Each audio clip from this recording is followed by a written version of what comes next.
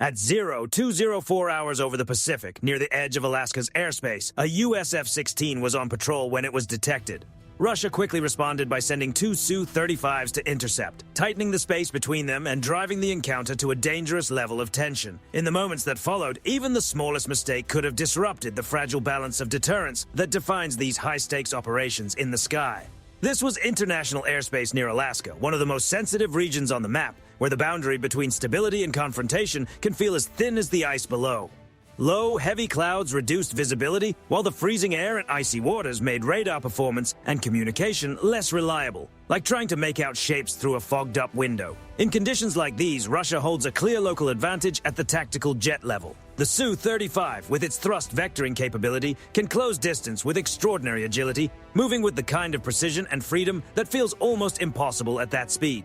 Its powerful radar adds another layer of pressure, tracking from long range and creating the sense that American pilots are being watched constantly, even before they can clearly see what is around them. On paper, the balance might seem even. The F-16 has long been respected for its speed and responsiveness. But only 5 minutes into a close-range encounter, where maneuvering matters most, the equation changes. The F-16 was not built for old-school turning battles, where raw physical positioning decides everything. In weather like this, even trying to disengage can become risky within seconds, as electronic interference can turn an already tense situation into total confusion. Breaking that deadlock could mean the difference between completing a routine patrol and triggering an international crisis capable of shaking relations between NATO and Russia, with consequences far beyond the cockpit. At this stage of the encounter, Russia was shaping the tempo, holding the initiative and forcing the other side to react on its terms. But this was only the opening move in a much larger contest. The question was whether the United States could shift the balance and turn a difficult position into an advantage. F-16 pilots understand that making the first aggressive move raises the stakes instantly, while retreating too quickly can make them vulnerable. So their first response is not force, but control. The radar stays out of hard target lock mode, remaining instead in passive RWS, enough to track the opposing aircraft without crossing the line into overt provocation. The jet holds its course along the published international air route. Any sudden change in direction at that point could be read as hesitation, exactly the response the Russians would want to provoke. The next move is crucial, activating Link 16. This is far more than standard communication. It is the U.S. real-time tactical data network, built to share position, speed, and behavior almost instantly. Information on the two Su-35s is sent in short bursts, then silenced, minimizing the chances of being fully disrupted by electronic interference. Behind the scenes, command begins assembling the full picture. The data reveals the shape of the Russian maneuver, the way the two aircraft are closing in and building pressure step by step. Yet the situation is still restricted by the rules of engagement. There is no attack radar lock from the Russian side and no weapons release, meaning there is still no lawful basis for opening fire. At the same time, Link 16 begins to suffer selective jamming. Latency increases. The Su-35s move into a more dangerous range. Russia does not need to strike. It only needs to sustain pressure long enough to force an error or to push the United States toward a response it does not want to make. The United States was following the rules, and it knew exactly what that meant. The F-16 did not escalate. It did not fire, did not break away, and did not slam the afterburner to escape like a trapped animal.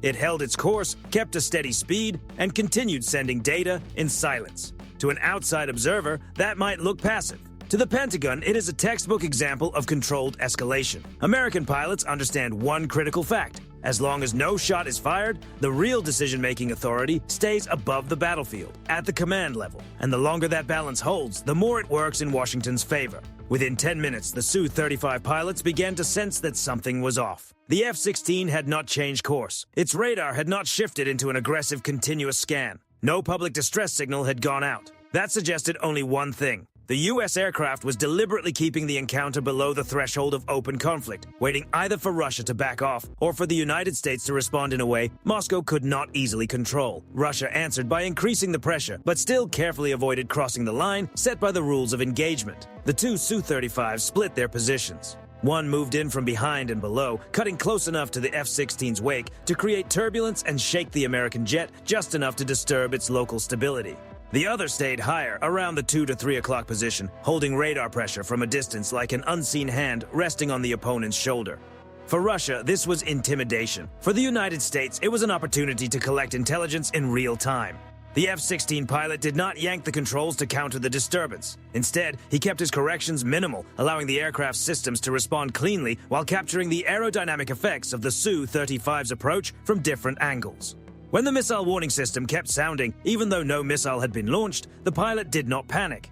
He identified the signal, measured the range at which the warning was triggered, and logged the full cycle of the opponent's radar activity. Every second, the Su-35 maintained pressure without firing, revealed more about its behavior. And most importantly, neither aircraft opened missile bays, activated seeker heads, or crossed NATO's engagement threshold. That was the irony of the moment. Russia believed it was operating in the safest zone possible. In reality, it was entering one of the most dangerous positions it could choose. Inside this gray area where no one fires but both sides move dangerously close, the F-16 may lose the immediate tactical edge, but the United States still holds the larger strategic advantage. Russia has to stay close, burn fuel, strain pilots, and constantly adjust to maintain the image of pressure. The US side only has to stay calm, observe, record, and wait.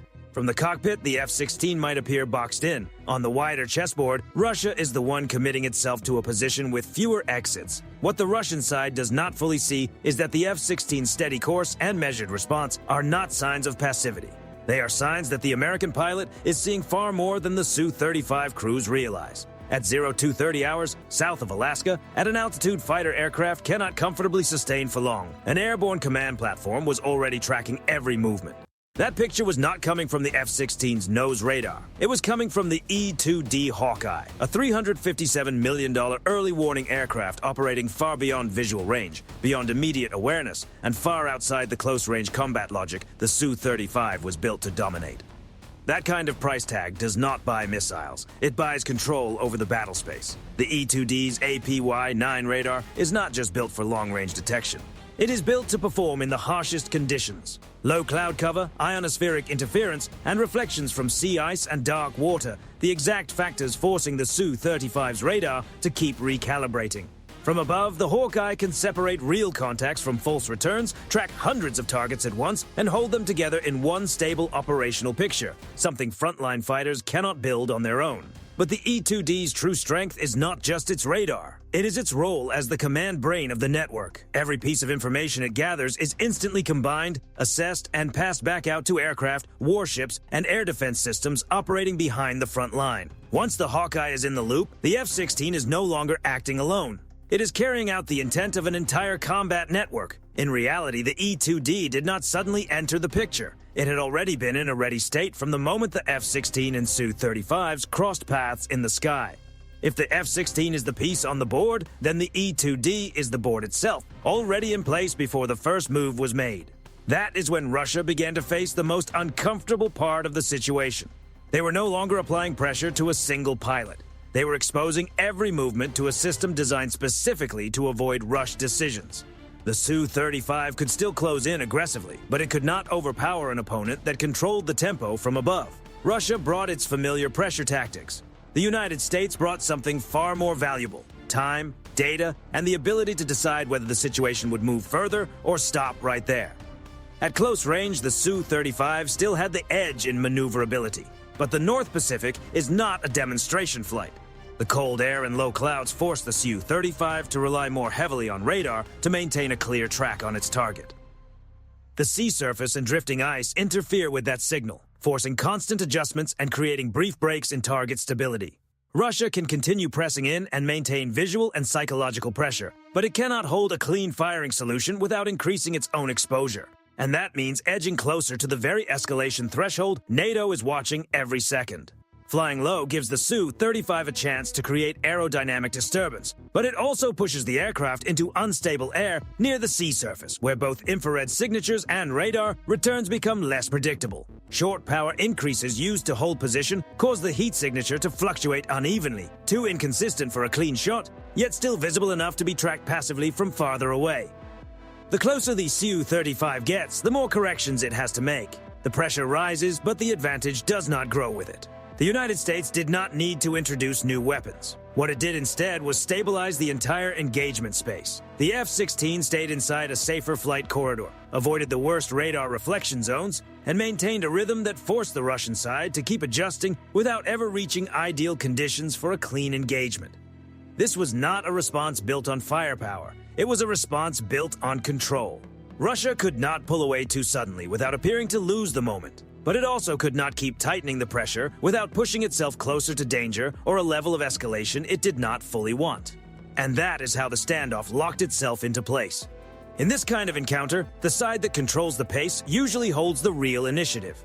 The tactical window had narrowed to less than 40 seconds. The nearest Su-35 was now under 3 nautical miles from the F-16, close enough that even a minor mistake could have ended in twisted metal. Radar warning tones kept sounding in the cockpit, while disturbed airflow from the Su-35 behind sent vibrations through the F-16 at exactly the angles the pilot did not want to deal with. At that point, both sides understood something very clearly. Missiles were no longer the main issue. One sharp correction, one sudden burst of speed, or one bad defensive reaction could have turned a tense intercept into a serious accident. And then the most rational outcome followed. No weapons were used, and there was no collision. The 2 Su-35s disengaged in a controlled, disciplined way. The aircraft behind gradually gained altitude and opened the distance, while the other eased off its angle and turned back toward Russian airspace. There was no dramatic break, no afterburner sprint. Their radar remained active and the formation stayed organized. It was a professional withdrawal, not a sign of weakness, but an acknowledgement that pressing further offered no real tactical benefit. The logic behind it was simple and unemotional. Another 20 to 30 seconds of pressure would likely have created more risk than value. The chance of a physical collision would have risen fast in low cloud and unstable air. The possibility of triggering a legitimate defensive response under U.S. rules of engagement would also have increased. And most important of all, every additional second would have added to a full record of behavior, from flight path and speed changes to radar activity and heat patterns, material the United States could study and potentially use as political evidence long after the encounter ended. The American side did not use that moment to make a show of strength. The F-16 did not follow, did not surge forward, and did not switch its radar into attack mode.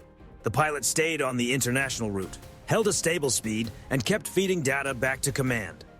The U.S. objective was not to claim a visible win, but to preserve safety and complete a quieter mission, gathering real behavioral data on the Su-35 in an actual confrontation. By 02:43 hours, there was no obvious winner or loser in the sky, but the balance had clearly shifted. Russia had not achieved its original aim. It did not force the F-16 to reveal its intentions, break away, or escalate.